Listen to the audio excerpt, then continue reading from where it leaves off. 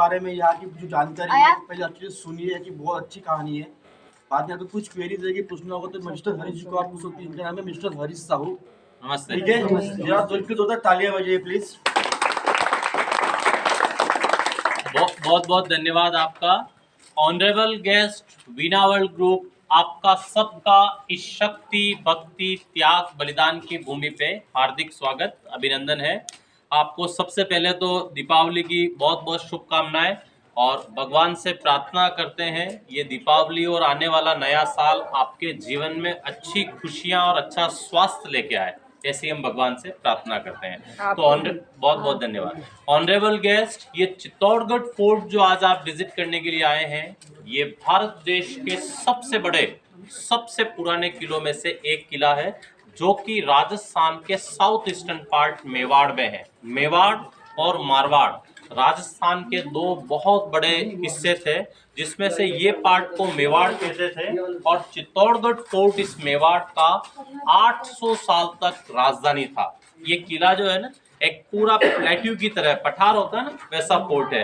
पहले मैं आपको इसका ज्योग्राफिकल लोकेशन बताता हूँ। एक पठार जो अरावली रेंज पे है, जिसका शेप जो है, अगर आप बाई एयर देखते हैं, गूगल मैप से देखते हैं, तो इसका शेप एक फिश की तरह है, जिसका मुंह वाला पार्ट नॉर्थ में है और टेल वाला पार्ट साउथ में है।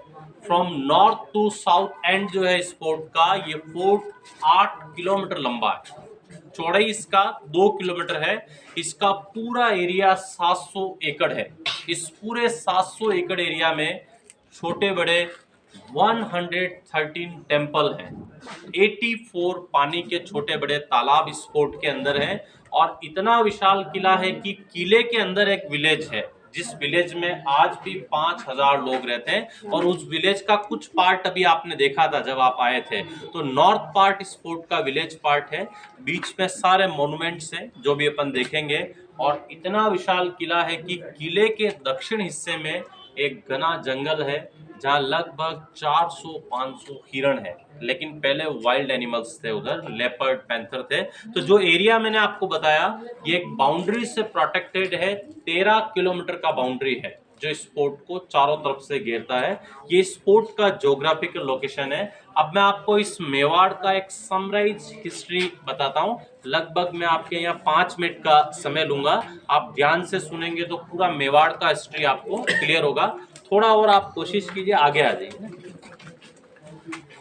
आज के 1600 साल पहले की बात है, जब इस फोर्ट के ऊपर ये किला एक जंगल जैसा, वीरान जंगल जैसा हुआ करता था, तब एक मौर्य राजा इस फोर्ट पे आए। मौर्य सुना होगा आपने, चंद्रगुप्त मौर्य, अशोक, है ना। तो एक मौर्य राजा इस किले के ऊपर 5वीं शताब्दी में आए और उनका नाम चित्रांगद मौर्य था। और उन्होंने ही इस फोर्ट का नींव रखा, उन्होंने इसका फाउंडेशन रखा। और चित्रांगद मौर्य की वजह से इसको चित्तौड़गढ़ बोलते हैं। चित्तौड़ शब्द है ना, ये उनकी वजह से है। 300 साल तक मौर्य रूल करते थे इधर, from 5th to 8th century. 8वीं शताब्दी में इस फोर्ट पे सबसे पहले सूर्यवंशी सिसोदिया राजपूत आए, जिनका नाम बप्पा रावल था। आपने जो ये सब नाम सुना ना, कुंभा, सांगा, प्रताप, उदय सिंह, ये सब बप्पा रावल का परिवार है। बप्पा रावल बहुत छोटे थे, लगभग 2 या 3 साल के थे, तब उनके मदर फादर की डेथ हो गई थी। तो उदयपुर के पास एक एकलिंग जी करके शिव टेम्पल है, वहाँ एक ऋषि थे, हारित ऋषि। उनके साथ बप्पा रावल अस्त्र विद्या, शस्त्र विद्या सब सीखते थे। और वो बप्पा रावल जब बच्चे बचपन में खिलौनों से खेलते थे, तब बप्पा रावल तलवार, भाल, तीर, कमान से खेलते थे। और वो बप्पा रावल जब 16 साल के हुए, तो 16 साल की उम्र में उन बप्पा रावल ने उनके गुरु हारित ऋषि को बोला कि मुझे चित्तौड़गढ़ का किला जीतना है। मतलब उन्होंने एक जिद जैसा होता है ना, वैसा कर लिया। उम्र कम थी, सपना और लक्ष्य बहुत बड़ा था। उनके गुरु को लगा कि इतना छोटा बच्चा क्या इस किले को जीतेगा, लेकिन फिर भी उनके गुरु ने उनको 5 से 6 हजार सैनिक देके इस फोर्ट के ऊपर अटैक करने के लिए भेजा। तो वो 16 साल का बप्पा रावल जीवन का पहला युद्ध इस किले के ऊपर 16 साल की उम्र में लड़ता है और 16 साल की उम्र में इस किले को जीत लेता है। उसके बाद बप्पा रावल रुकने वालों में से नहीं थे। वो बप्पा रावल जब 36 इयर्स के हुए, जो उनका 20 साल का सफ़र था, आप कल्पना कीजिए कि उस 36 साल के युवा ने इस मेवाड़ की बाउंड्रीज को, कंधार को टच कर दिया। कंधार जो अभी अफगानिस्तान में है, वहां तक मेवाड़ को फैला दिया। आज जो एक पाकिस्तान का फेमस सिटी, आप सबने नाम सुना होगा, रावलपिंडी, वो रावलपिंडी बप्पा रावल का बसाया हुआ शहर है। दुर्भाग्य से वो अभी पाकिस्तान के अंदर है। और भारत देश में सबसे पहला जो मुस्लिम आया था, जिसका नाम आपने बचपन में किताबों में पढ़ा होगा, अपने देश में सबसे पहला मुस्लिम ईरान इराक से मोहम्मद बिन कासिम आया था। उसने एक बार बप्पा रावल के स्टेट पे हमला कर दिया।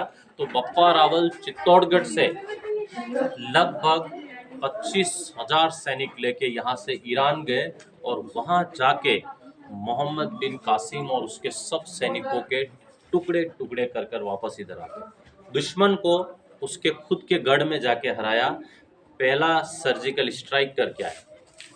तो ऐसे जो बप्पा रावल के वंशज थे, जब 800 साल तक इधर रूल किया, फ्रॉम 8 to 16 सेंचुरी, तो 800 साल के शासन के दौरान इस फोर्ट के ऊपर 27 टाइम्स मुगल और मुस्लिम्स के हमले हुए। 24 बार यहाँ की सेनाओं ने दुश्मनों की सेनाओं को बहुत बुरी तरह से हराया। लेकिन 3 हमले इस फोर्ट पे ऐसे हुए जब इस फोर्ट की सेनाएं भी हार गई थी। और तीनों बार जब यहाँ की सेनाएं हार गई, तब इस फोर्ट की जो लेडीज थी, उन्होंने अपने ऑनर, सम्मान, सतीत्व को बचाने के लिए वो सब लेडीज अपने छोटे छोटे बच्चों के साथ जिंदा आग में कूद गई, जिसको बोलते हैं जौहर।